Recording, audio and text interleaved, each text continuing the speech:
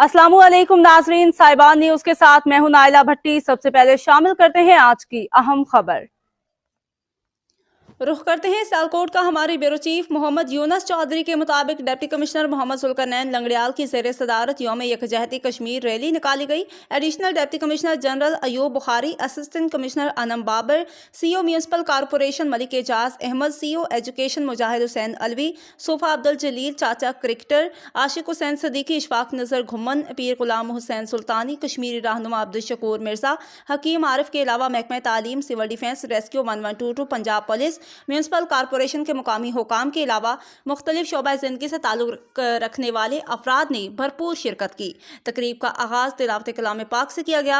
स्कूलों के तलबा ने कश्मीरियों मिली नगमों और तकारीर के ज़रिए कश्मीरियों की हिमायत के अज़म का इयादा किया। कश्मीरी अवाम से इजहार यकजहती के लिए 1 मिनट के लिए सायरन बजाया गया और खामोशी इख्तियार की गई। कश्मीर बनेगा, कश्मीर बनेगा। अब तक के लिए इतना ही। मजीद खबरों और अपडेट से बाखबर रहने के लिए देखते रहें साहिबान न्यूज।